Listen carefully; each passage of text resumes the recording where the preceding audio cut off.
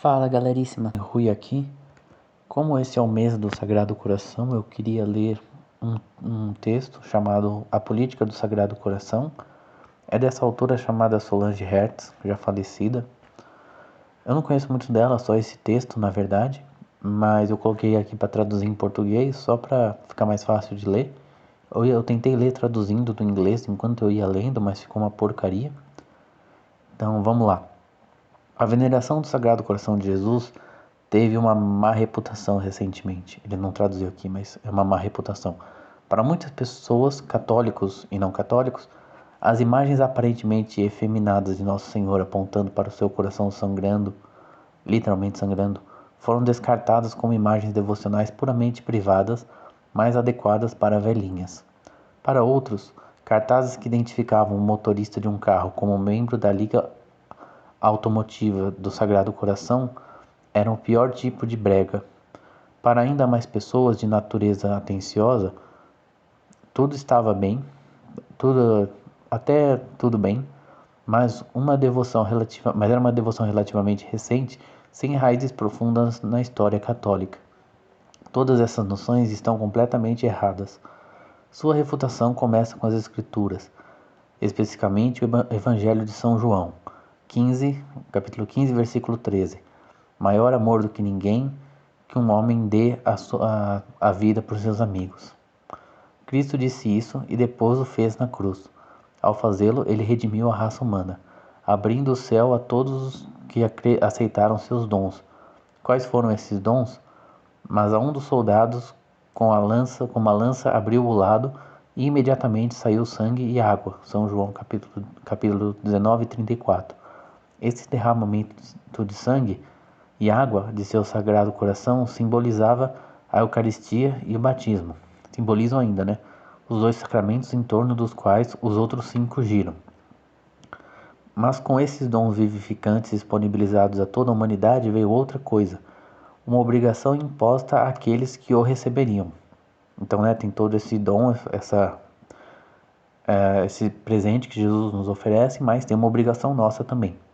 Como Pio XI escreveu em sua encíclica Quas Primas, mas um pensamento que deve nos dar ainda mais alegria e consolo é de que Cristo é nosso Rei adquirido. Quer dizer, ele adquiriu a gente, né? Assim como por direito natural, pois ele é o nosso Redentor. Os que esquecerem o que custaram ao Salvador podem se lembrar das palavras: Você não foi redimido com coisas corruptíveis, mas com o precioso sangue de Cristo, a partir de um cordeiro sem manchas e sem defeitos. Não somos mais nossa propriedade, pois Cristo nos comprou com um ótimo preço. Na verdade, com um preço grande, né? Não um ótimo preço, ao contrário, né? Um preço muito caro. Desculpa a tradução aqui do Google que está errado. Nossos próprios corpos são os membros de Cristo. Somos legitimamente seus súditos, não apenas por sua criação do universo e tudo nele, nem apenas por sua descendência do rei Davi, mas também pela conquista, sua conquista de nossos pecados na cruz. É bem bonito isso, né? A ideia de que Cristo, o mérito dele sobre nós é da criação, é da realeza e do sacrifício, né? Como se ele ficasse, esse infinito que ele já tem sobre nós ficasse ainda maior, né? Os padres da igreja habitavam longamente o mistério do lado aberto de Cristo, declarando frequentemente que a igreja nasceu dele, né, do lado aberto, como Eva nasceu do lado de Adão. No início da Idade Média, tornou-se comum que os teólogos revertessem ainda mais o fluxo, por assim dizer, escrevendo eloquentemente de entrar no coração amoroso de Cristo, através da ferida ao seu lado, a ferida no seu lado, né? Há um descanso seguro, abre aspas, há um descanso seguro, ele colocou seguro e seguro, há um descanso seguro para os homens fracos e pecadores nas feridas do Salvador. Eu moro neles seguramente. O interior do seu coração está aberto para mim através das feridas. O que quer que esteja querendo para mim, tomo para mim do coração do meu Senhor, pois suas misericórdias estão transbordando, nem faltam buracos pelos quais possam fluir. Através dos buracos no corpo me aparecem os segredos do coração. Aparece o grande mistério de seu amor, a misericórdia de nosso Deus, na qual o Oriente do Alto nos visitou. O Oriente? Talvez seja... Deixa eu olhar aqui só um pouquinho.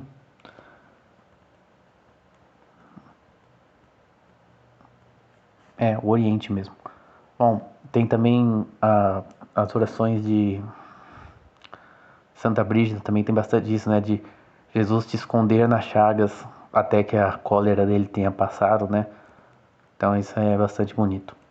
Essa interação mística havia produzido a Igreja, mas a Igreja não deveria ser considerada um corpo meramente espiritual e invisível. Constantino o Grande a legalizou e a favoreceu, sendo aclamado como resultado um santo. Seu sucessor Teodósio o Grande recebeu tratamento semelhante, em parte em homenagem a fazer do catolicismo a igreja estatal do império, e a entrada do batismo ter feito do batismo a entrada na cidadania romana. Embora o império estivesse cambaleando politicamente, enquanto tribos germânicas estabeleciam seus reinos dentro de seus limites cada vez menores, o conceito de cristandade, ele traduziu como uma política política.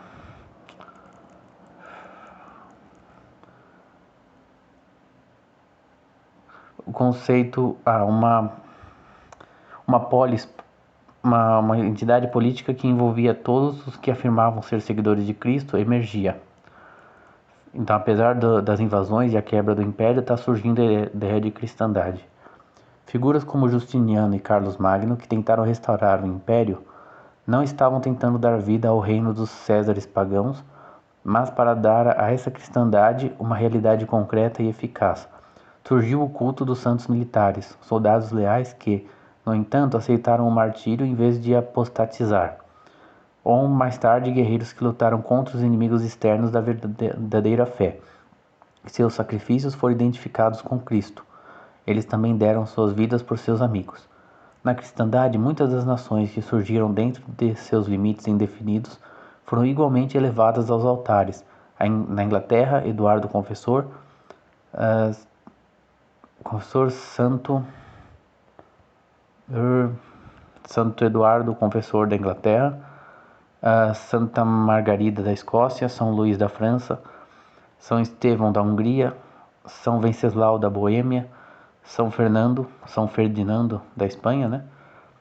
São Canuto da Dinamarca, São Eric da Suécia, Santo Olavo da Noruega, São Casimiro da Polônia e Lituânia, São Vladimir da Rússia, Santa Sava da Sérvia e São Boris da Bulgária, e muitos outros. O Sacro Imperador Romano era um cânone em ambos a Basílica de São Pedro e a Catedral de Aachen. O rei da França teve o mesmo privilégio em São João de Latrão e várias outras igrejas em seu reino, e o rei da Espanha em Santa Maria Maior. Até o rei da Inglaterra era um monge honorário de São Paulo fora dos muros, cujo abade era em troca prelado da Ordem da Liga. Não sei o que significa, peraí. A Ordem do Garter, bom, de qualquer forma. E um cânone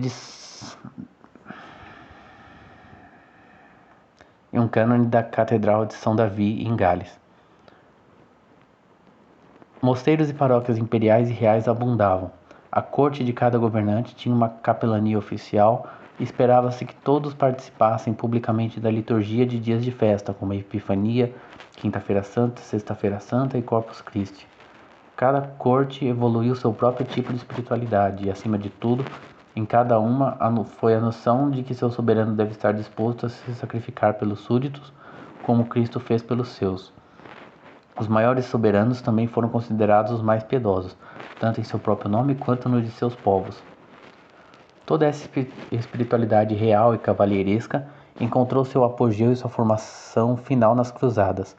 Reis e cavaleiros partiram para a Terra Santa, lutando e morrendo de vontade de libertar e depois reter o Santo Sepulcro.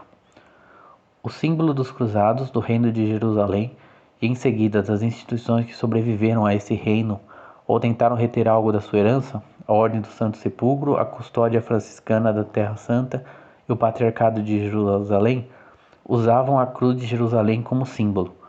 Essa imagem, usada pela primeira vez por Godofredo de Bouillon, líder da primeira cruzada, consiste em uma cruz grande com 4 menores de cada lado. Estes simbolizam as 5 feridas, com a cruz central representando a ferida do lado de Cristo, alcançando seu sagrado coração.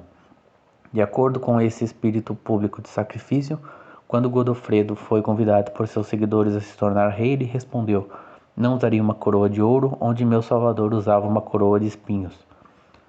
As 5 feridas se tornaram um símbolo muito poderoso para todos os que queriam seguir na esteira de Cristo Rei.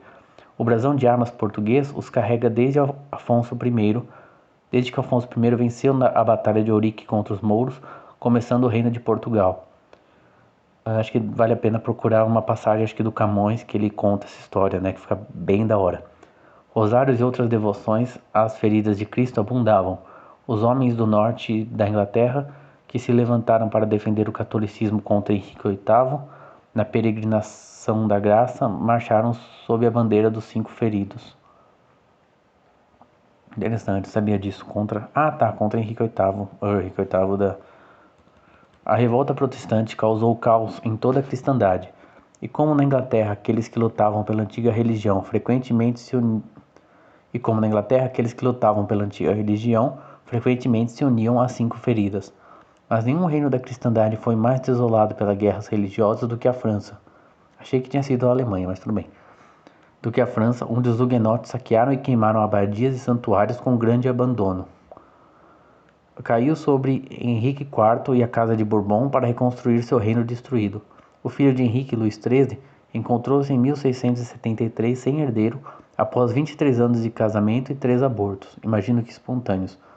Mas depois de muita oração à Mãe Santíssima, a piedosa rainha Ana da Áustria concebeu, dando luz ao futuro Luís XIV, em 5 de setembro de 1638. Em gratidão, Sua Majestade fundou o convento de Val de Grace. O rei consagrou a França a Nossa Senhora da Assunção e prometeu que haveria procissões no dia de ação de graças. Naquele banquete,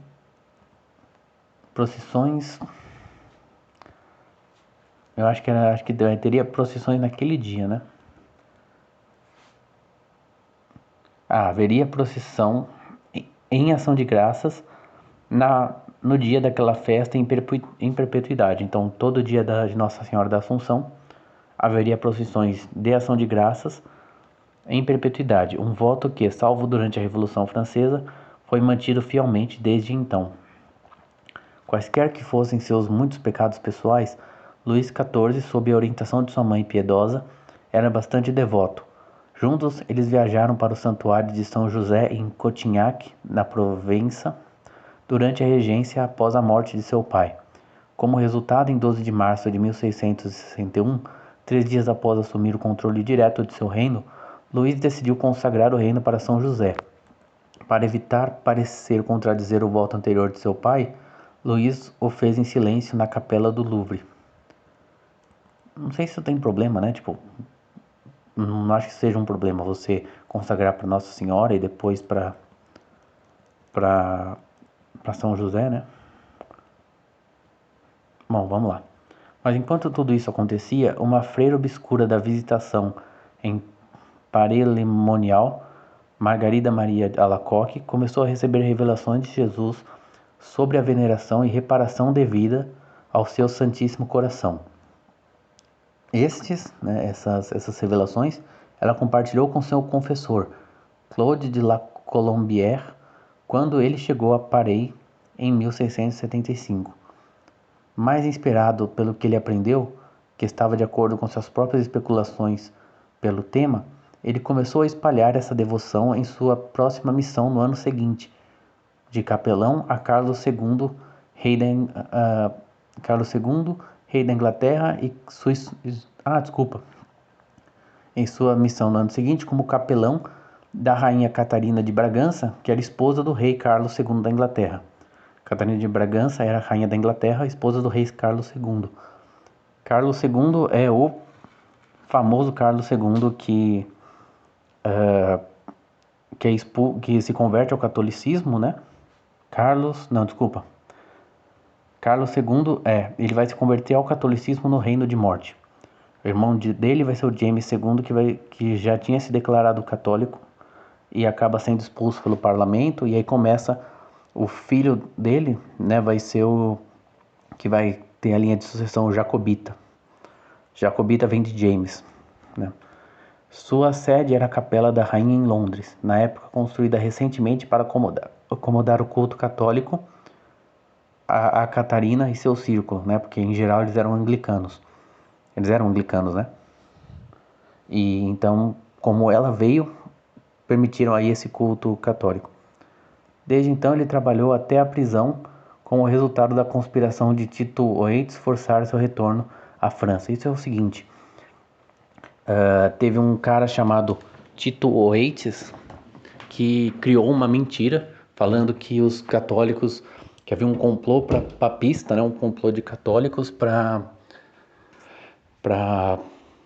tomar o poder, né? E aí isso, todo mundo acreditou nisso, falou, meu Deus, os católicos vão tomar o poder, não sei o quê, eles querem estabelecer o governo absoluto, então isso levou a um monte de perseguição de católicos e a expulsão aí do padre que era o que recebeu as mensagens da Santa Margarida Maria Alacoque. Isso eu não sabia antes de ler esse artigo, bem legal. Em 17 de junho de 1689, Santa Margarida Maria Alacoque recebe outra revelação de Nosso Senhor, que ela descreve assim: então ele quer, ao que parece, vir com pompa e magnificência para as casas de príncipes e reis, para ser honrado como ficou indignado, desprezado, humilhado por sua paixão. Ele receberia muito prazer ao ver os grandes homens da terra abaixados e humilhados diante dele, pois sentia a amargura de ser abatido por eles. E essas são as palavras que ouvi sobre esse assunto. Faça com que seja conhecido pelo filho mais velho do meu sagrado coração, que como seu nascimento temporal foi obtido pela devoção aos méritos de minha santa infância, assim ele dará à luz a glória eterna, pela consagração que fará de si mesmo ao meu adorável coração, que significa seu triunfo, e através dela para os grandes da terra. Quero que meu coração reine em seu palácio, seja pintado em seu estandarte e gravado em seus braços, para torná-lo vitorioso. Acho que aqui deve ser seus exércitos, né, e não seus braços, né? Bom, em seus braços para torná-lo vitorioso sobre todos os seus inimigos, e colocando a seus pés esses inimigos orgulhosos, para torná-lo vitorioso sobre todos os inimigos da Santa Igreja. Este pedido foi enviado ao confessor do rei. Embora bastante familiarizado, como vimos, com o conceito de consagração nacional, Luís XIV não o executou, nem de fato seu bisneto e sucessor, Luís XV. Mas, à medida que os séculos XVII e XVIII prosseguiam, apesar da oposição acalorada dos jansenistas e dos partidários do Iluminismo, a devoção ao Sagrado Coração cresceu.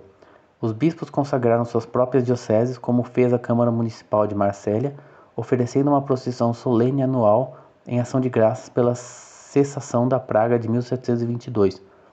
Como no voto da suposição, essa prática continua desde então, exceto durante a Revolução Francesa. Dos jesuítas e das irmãs da Visitação, a devoção do Sagrado Coração saltou de ordem em ordem. Mas como Santa Margarida Maria escrevera para Luís XIV, o próprio Jesus queria que a homenagem ao seu Sagrado Coração fosse feita visivelmente por parte dos líderes de várias nações. Felizmente, se o próprio Luís estava relutante, muitos outros não estavam. Em 1685, Maria de Modena, rainha do rei deposto James II, que a gente falou faz um tempinho, e morando com ele na França, procurou e ganhou do Papa Inocêncio XII um escritório adequado e a missa do Sagrado Coração para as freiras da Visitação. Um ofício adequado, quer dizer, né? Um ofício próprio. 3 anos depois, ela lançou a pedra angular de uma capela dedicada ao Sagrado Coração no convento da Visitação mais antigo de Paris, transformado por Napoleão em uma igreja protestante que permanece até hoje, a Igreja Protestante. O convento havia sido financiado por sua sogra, a rainha Henrietta Maria, da Inglaterra, viúva do assassinato Charles I, outra refugiada na corte francesa. E o Carlos I também ele era anglicano, mas a esposa era católica, tá? Além disso, as notícias da devoção do Sagrado Coração começaram a chegar aos círculos reais fora da França. Em 1711, As Irmãs da Visitação se estabeleceram em Vilnius, na Lituânia, e atraíram o favor e o apoio de Augusto II, o Forte, eleitor da Saxônia, rei da Polônia e grão-duque da Lituânia,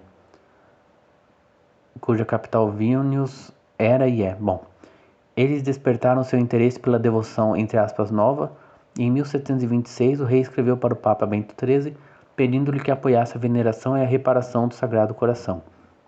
Enquanto isso, na Espanha, o neto de Luís XIV, o rei Felipe V, também ouviu o chamado divino ecoando pela Casa de Bourbon.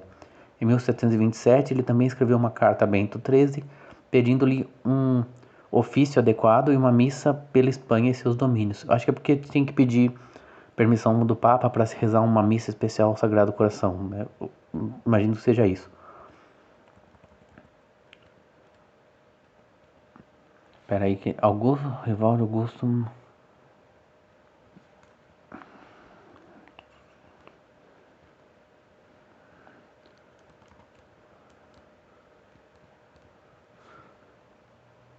Então, o rival mal sucedido de Augusto... A gente falou de algum Augusto? Ah, tá, Augusto II Forte da Polônia. O rival mal sucedido de Augusto ao trono da Polônia foi o nobre polonês Stanisław Leszczyński, que nome, hein? Embora mais tarde ele conseguisse recuperar seu trono por um tempo e depois perdê-lo novamente para o filho de Augusto, Augusto III, tendo que se contentar com o ducado de Lorena, ele compartilhou com seus rivais o amor pelo Sagrado Coração. Então os dois tinham veneração ao Sagrado Coração, apesar de eles serem rivais, né? Ele passou para sua filha Maria Leszczyńska, que se casou com Luís XV em 1725. A rainha e seus pais oraram devotamente ao Sagrado Coração por um herdeiro masculino. O Dauphin, que é o príncipe, nasceu em 1729. Em resposta, ela e seus pais se matricularam na confraria do Sagrado Coração na igreja jesuíta de Blois. A partir daí, a rainha Marie tornou-se uma incansável defensora da devoção, pedindo aos papas Clemente XII e Bento XIV um banquete universal. Banquete universal? Uma festa universal, e erguendo uma confraria em sua homenagem em Notre-Dame de Versailles. Seu zelo foi compartilhado pelo Dauphin e, eventualmente, sua campanha pelo Sagrado Coração, o estabelecimento de uma festa adequada para ele, foram retomados por prelados e príncipes em toda a Europa e no exterior. Bispos da França, Espanha, Portugal, Polônia, Itália, Canadá, México e Paraguai acrescentaram suas vozes à chamada. Em 1761, Rainha Maria I de Portugal, em ação de graças pelo nascimento de um herdeiro, ordenou a construção da Basílica da Estrela, em Lisboa, nomeada, na verdade, pelo Sagrado Coração. Foi a primeira grande igreja do mundo assim chamada. O edifício foi concluído em 1789. Naquela época, Maria ordenou que as ordens portuguesas de cavalaria adicionassem o Sagrado Coração a seus brasões. Ao fazê-lo, ela chegou mais perto de qualquer monarca do século XVIII de cumprir o mandamento de Cristo para Luís XIV. Em 1762, Augusto III da Polônia, que como seu pai também havia derrotado o rei Stanislau pelo trono, pediu ao Papa que concedesse a seu país a festa do Sagrado Coração. Curiosamente, sua filha se casara com o Dauphin Luís, neto de Stanislau, tornando-se nora da Rainha Maria da França. Ela veio a admirar o rei Stanislau exilado, que em 1763 acrescentou sua voz a Augusto, solicitando ao Papa não apenas que concedesse a festa à Polônia, mas também por seu próprio prêmio de consolação a Lorena, que é o lugar que ele tinha conseguido, né? Ele não conseguiu o trono, mas conseguiu o ducado de Lorena. Alguns dias depois, Maximiliano III José, eleitor da Baviera, solicitou ao Papa seus territórios, quer dizer, a mesma coisa para os seus territórios.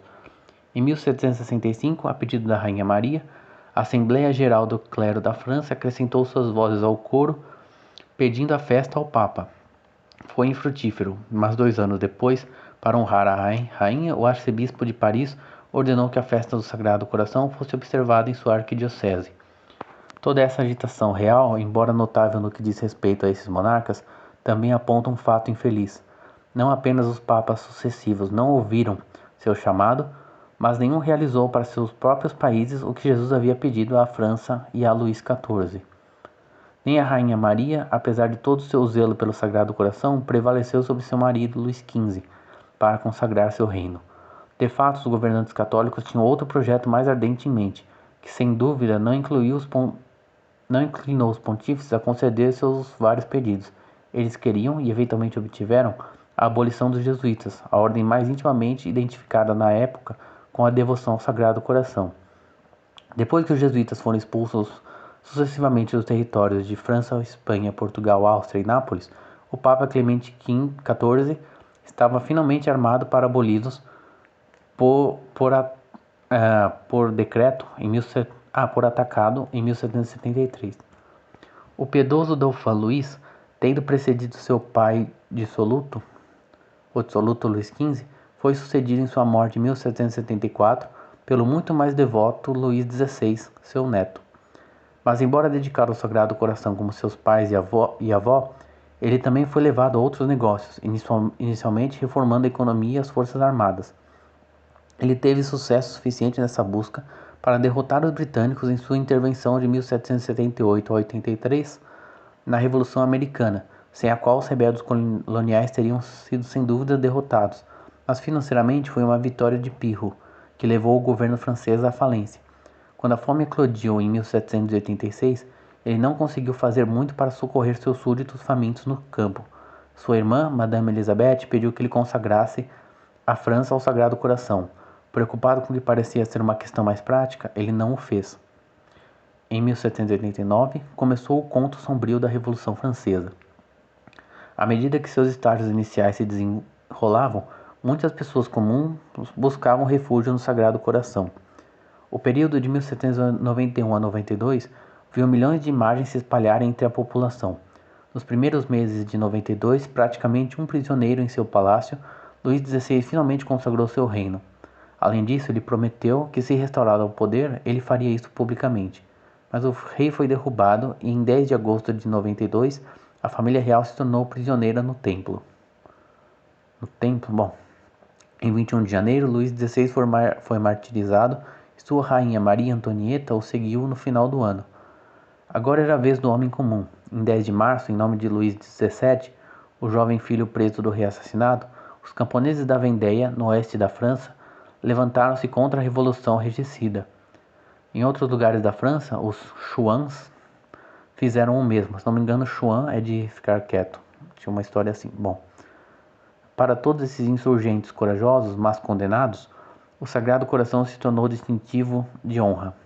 Acho que vocês já viram a bandeira da Vendéia, né? Desses grupos da Vendéia tem o Sagrado Coração ali, né? Em resposta, o regime revolucionário proibiu a imagem. Os cristãos que tinham a imagem do Sagrado Coração foram acusados de fanatismo e distribuírem imagens supersticiosas, crimes que levaram à guilhotina. À medida que as guerras revolucionárias francesas se espalhavam pela Europa, seus oponentes católicos no Tirol permanecem até hoje uma poderosa imagem da identidade local, no Tirol, né? Nápoles, no Piemonte, na Toscana e na Lombardia, e em outros lugares, frequentemente adotavam o Sagrado Coração como seu distintivo. Para tais, independentemente da nacionalidade, o Sagrado Coração tornou-se um símbolo não apenas de seus próprios monarcas depostos, mas daquele reino de Cristo, dos quais seus ex-governantes eram tenentes. Tornou-se um ponto de encontro para todos os católicos que se opunham à tentativa de destronar Jesus pela Revolução. Tornou-se um ponto de encontro para todos os católicos que se opunham à tentativa de destronar Jesus pela Revolução. Após a derrota de Napoleão em Waterloo, parecia que o gênio da Revolução havia sido empurrado de volta para sua garrafa. A restauração viu os monarcas voltarem aos seus tronos, e medidas como a Santa Aliança foram adotadas para mantê-los lá. Não surpreendentemente, nesse período de paz, a devoção ao Sagrado Coração se espalhou cada vez mais por toda a Europa. Luís XVIII e Carlos X foram chamados a consagrar a França publicamente e cumprir o voto de Luís XVI, mas eles não fizeram. Em julho de 1830, o muito piedoso Carlos X foi deposto e uma nova onda de revolução atingiu a Europa. Seu sucessor usurpador, Luís Filipe, nem o consideraria e foi deposto em 1848, com uma nova e muito pior erupção de rebeliões espalhadas pelo continente. De tudo isso, no entanto, surgiu o Segundo Império da França. Embora o próprio Napoleão III estivesse continuamente dividido entre os dois lados de seu personagem, católico e liberal, sua piedosa imperatriz espanhola, Eugénie, não conhecia esse conflito, Quando os bispos da França se reuniram para o batismo do príncipe imperial em junho de 1856, ela se juntou à voz deles, pedindo ao representante papal na cerimônia que pedisse ao Beato Pio IX, se não me engano já é São Pio IX, né? Não, acho que ainda não, mais uma vez para colocar o Sagrado Coração no calendário universal da Igreja. Em 25 de agosto ele o fez, cumprindo finalmente os pedidos de reis, clérigos e fiéis a seus antecessores nos 2 séculos anteriores. Eugênie, porém, teria menos sucesso com o marido, a quem pediu repetidamente para consagrar a França ao Sagrado Coração. No entanto, em todo o mundo, e em especial na França, a devoção ao Sagrado Coração estava literalmente alcançando um tom febril, com novas ordens, sodalidades e movimentos de todo tipo dedicados à sua veneração e reparação surgindo por toda parte. No entanto, Napoleão III colaborou com os sardos na Guerra Franco-Austríaca de 1859, que permitiu ao último país, a Áustria, não, acho que é o contrário, né? Permitiu a Áustria iniciar o processo de rompimento dos estados papais. Em resposta, o Santo Padre pediu voluntários de todo o mundo católico. O resultado foi a formação daquela unidade esplêndida e lendária, os Suavos Pontifícios. Em 1867, eles fizeram sua primeira consagração em massa ao Sagrado Coração. A Guerra Franco-Prussiana eclodiu em 1870 e teve várias repercussões violentas. A guerra correu muito mal. Apesar das tentativas estridentes da imperatriz, Napoleão III ainda não consagrou seu país. Ele foi derrotado e deposto durante a guerra que continuou. Sua retirada de tropas de Roma abriu caminho para a conquista da Cidade Eterna pelos italianos, entenda-se pelos maçons. Os Zouaves papais, que eram franceses, retornaram à sua terra natal sob seu heróico comandante Athanasio de Charette e se juntaram ao exército francês na tentativa de derrotar os invasores. Eles receberam uma bandeira do Sagrado Coração que as circunstâncias tornaram impossível dar à guarnição sitiada de Paris. Os Zouavos o realizaram em todas as suas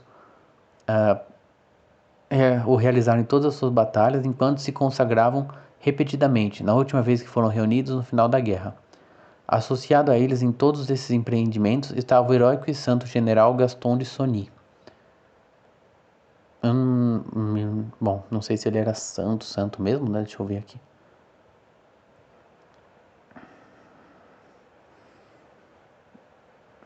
Santo, acho que ele está dizendo como adjetivo, né? Não santo mesmo, mas... Em janeiro de 1871, um grupo de notáveis franceses, inspirados no voto de Luís XIII e Luís XVI, elaborou um voto nacional. Abre aspas. Na presença dos infortúnios que afligem a França e os maiores, talvez que ainda ameaçam... Caramba, viu? Deixa eu ver aqui em inglês como é que tá. Na presença dos infortúnios que afetam a França e dos males que ainda maiores ainda que a ameaçam, né? Então, dos infortúnios atuais e os males ainda maiores que ameaçam, na presença dos ataques sacrílegos em Roma contra os direitos de Deus, contra os direitos da Igreja e da Santa Sé e contra a sagrada pessoa do Vigário de Jesus Cristo, em presença de todas essas coisas, né? Que estão contra o direito de Deus, da Igreja e contra a pessoa do Vigário de Cristo, nós nos humilhamos perante a Deus e ante Deus e nosso Deus e nosso amor, né? Deus é nosso amor, né? Então é nosso Deus e nosso amor juntos na Igreja e no nosso país, nós reconhecemos que nós tivemos culpa e fomos culpados e justamente punidos. E para emendar os nossos pecados e conseguir o perdão infinito do Sagrado Coração de Nosso Senhor Jesus Cristo, o perdão de nossos pecados e o relief, né? Deixa eu ver aqui. O alívio extraordinário que só o pontífice pode which can only deliver the pontiff of his captivity, que só ele pode libertar o pontífice do seu cativeiro e parar os misfortúnios, as desfortunas da França. Nós prometemos contribuir para o levantamento de um santuário em Paris dedicado ao Sagrado Coração de Jesus.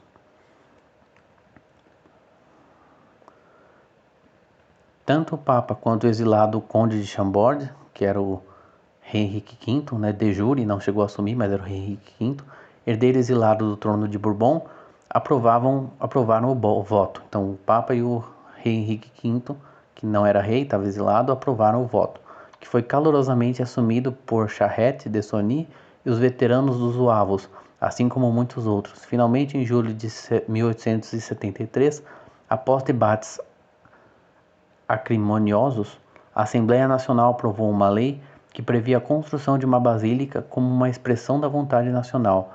O resultado foi a famosa Basílica do Sagrado Coração em Montmartre.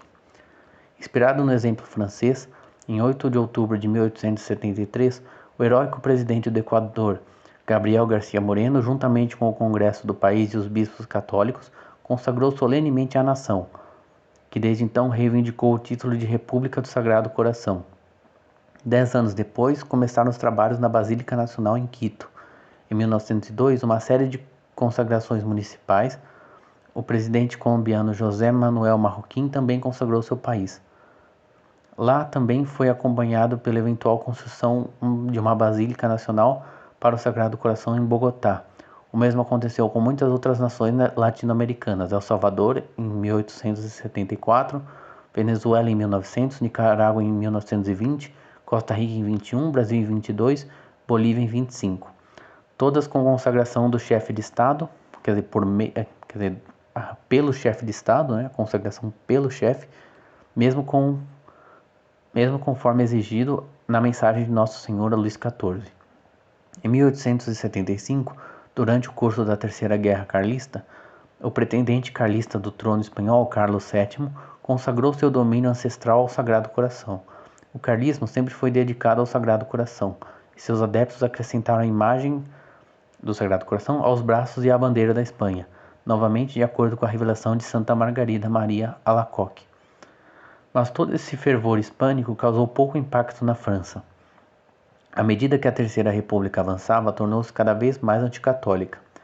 Várias tentativas foram feitas para torpedear a construção da Basílica de Montmartre. Embora essas tentativas tenham sido derrotadas, os anticlericais conseguiram retirar o esforço de sua aprovação governamental. Por fim, em 1906, a Igreja e o Estado foram separados, propriedades da Igreja apreendidas e a maioria das ordens religiosas expulsas. Então assim estavam as coisas quando começou a guerra em 1914. Ao mesmo tempo, porém, em toda a França e no mundo católico, monarquistas e outros interessados nos ensinamentos sociais da Igreja começaram a explorar a relação deles com o Sagrado Coração.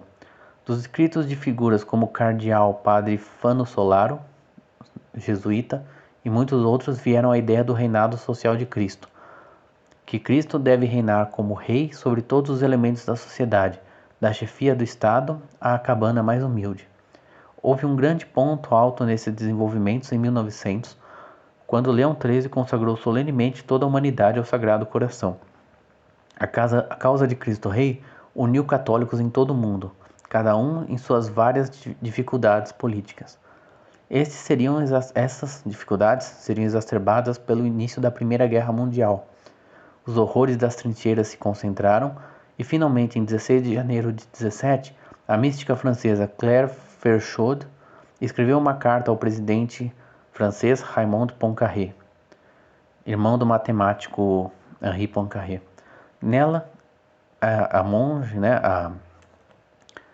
a mística, o convocou a vencer a guerra, ganhando a bênção de Cristo no país. Isso ele deveria fazer ao rejeitar a maçonaria, colocar o Sagrado Coração no calendário nacional francês e no estandarte francês e nas bandeiras de batalha, e dar imagens do Sagrado Coração aos soldados para vestir. Ela sublinhou esses apelos visitando-o pessoalmente em 21 de março, quando ele disse que não podia fazer nada por causa das leis anticlericais do país e que isso era assunto do parlamento. 5 dias depois, na Basílica de Paray-le-Monial, as bandeiras das nações aliadas foram solenemente abençoadas por um arcebispo britânico de Westminster e pelo bispo francês de Autun.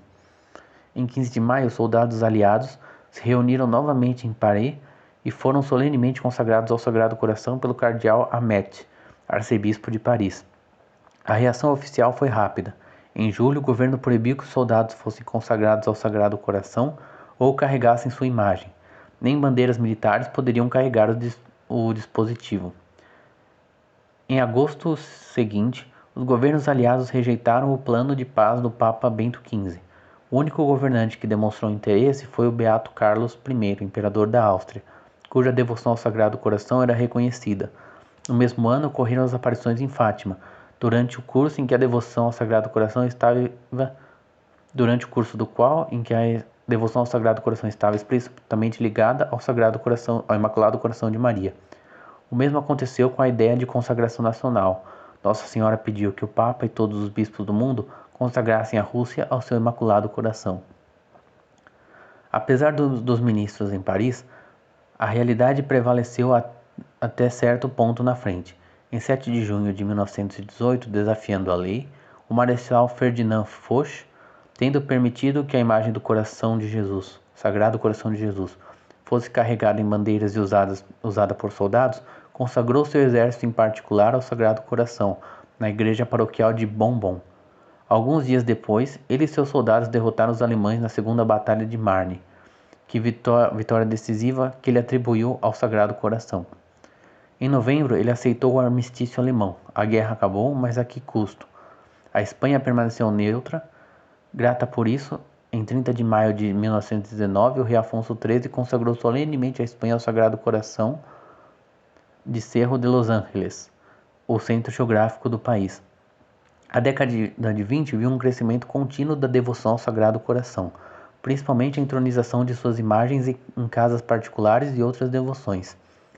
Ao mesmo tempo, a devoção a Cristo Rei cresceu, culminando na encíclica de Pio XI em 1925 com as primas. Isso estabeleceu a festa de Cristo Rei, cujas procissões se tornariam um ponto de encontro contra a tirania nazista na Alemanha, e fizeram Viva Cristo Rei um código abreviado para todos que defendiam a ordem social católica contra qualquer oposição. O Papa Pio fez da recitação do ato de dedicação da raça humana parte integrante da observância. Não foi surpresa que a invocação de seu soberano divino constantemente dos lábios dos cristãos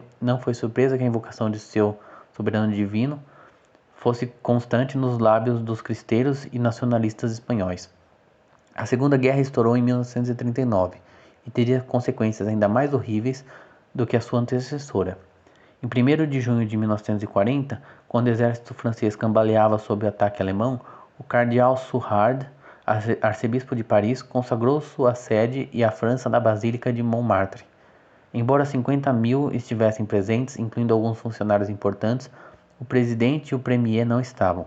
Em 16 de junho, o governo caiu e o marechal Philippe Pétain tornou-se chefe de Estado, com metade do país sob ocupação alemã.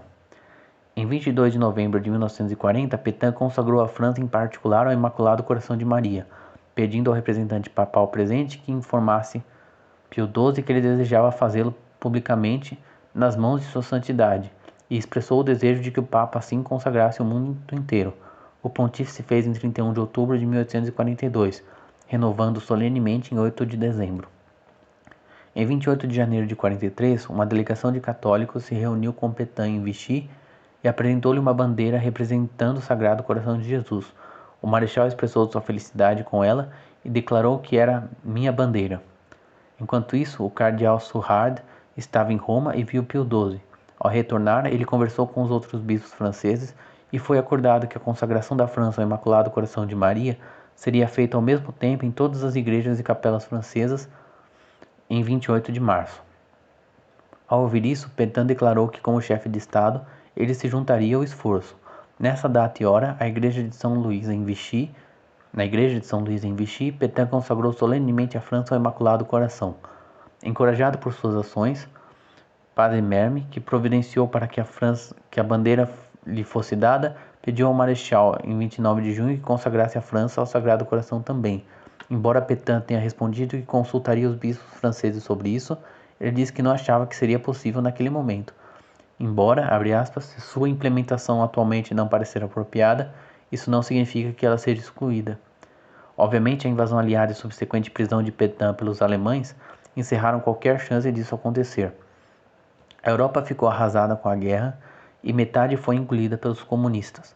Mas havia sinais de esperança em outros lugares. Em 27 de outubro de 1946, o rei Mutara III consagrou seu país, Ruanda, a Cristo Rei, declarando: Senhor Jesus, Rei de todos os homens de nações, eu, Mutara Charles Leon Pierre, curvo-me a vossa e sua mãe Maria, Rainha da terra e do céu. Reconheço que você é soberano mestre de Ruanda, cuja raiz vem de todo o poder. Senhor, eu lhe dou meu país, meus compatriotas e minha pessoa.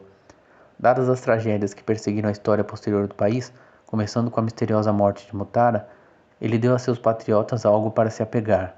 Em 11 de outubro de 54, Pio XII emitiu a encíclica Ad Coeli Regnam, que promulgou a festa da realeza de Maria. Em 25 de julho seguinte, o presidente, o Congresso e a Suprema Corte do Brasil consagraram a nação ao coração eucarístico de Cristo Rei, na estátua de Cristo Redentor no topo da montanha Corcovado, no Rio de Janeiro, citando expressamente o pedido a Luís XIV. A emoção durante e depois do Vaticano II teve, entre outras coisas, o resultado de escurecer por um tempo um grande interesse popular na devoção do Sagrado Coração. Da mesma maneira, a aparente reconciliação da Igreja com o Estado liberal moderno prejudicou o trabalho social e político especificamente católico, em vez de simplesmente ajudar o status quo. Naqueles dias, felizmente ou não, a reforma da Igreja pressagia frequentemente perseguições governamentais e outras. Onde, à luz de toda a história que revisamos, isso nos deixa? Para começar, temos que fixar nossas mentes exatamente no que o Sagrado Coração exige de nós em nosso próprio contexto. É difícil imaginar qualquer governo em qualquer lugar hoje, talvez o Liechtenstein, onde o chefe de Estado consagraria o seu país ao Sagrado Coração em união com a hierarquia do país. Imagine o presidente Obama fazendo isso. Portanto, devemos orar e trabalhar na esperança de que esse regime possa um dia surgir em cada um de nossos países. Pode ser possível fazer isso em nível provincial ou estadual, como fez o governador César Duarte com o estado mexicano de Chihuahua, em 20 de abril deste ano. Chihuahua, é isso mesmo. Algumas cidades podem muito bem ser capazes de fazê-lo, embora sem dúvida o judiciário americano proibisse tal ação. Dioceses e paróquias, é claro, são outra questão, e muitas foram consagradas ao Sagrado Coração, mas podem ser e outras reconsagradas. As procissões de Corpus Christi, Cristo Rei, são muito importantes para mostrar nossa lealdade corporativa. Toda a família deve entronizar o Sagrado Coração e mostrar que, naquele lar, pelo menos, Cristo é verdadeiramente Rei.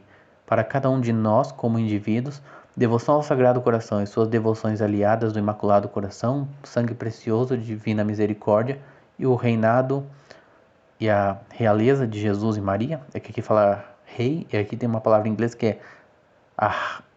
é a mesma coisa que realeza, mas com rainha, né? Mas em português acho que a gente só tem realeza, né? De Jesus e de Maria. Começando com coisas como as primeiras sexta-feiras e primeiros sábados devem ser fundamentais. No clima atual, onde mencionar Natal pode ser um risco, exibir o cartaz da Liga Automotiva do Sagrado Coração, tão longe de ser brega, se torna um ato heróico e contra-revolucionário. Parece que o autor é Charles Coulomb. É o Charles mesmo, e não a Solange. Beleza, galera? Eu sei que ficou meio ruim aí a leitura, mas obrigado, boa noite e se inscreve aí no canal. Valeu! E viva Cristo Rei!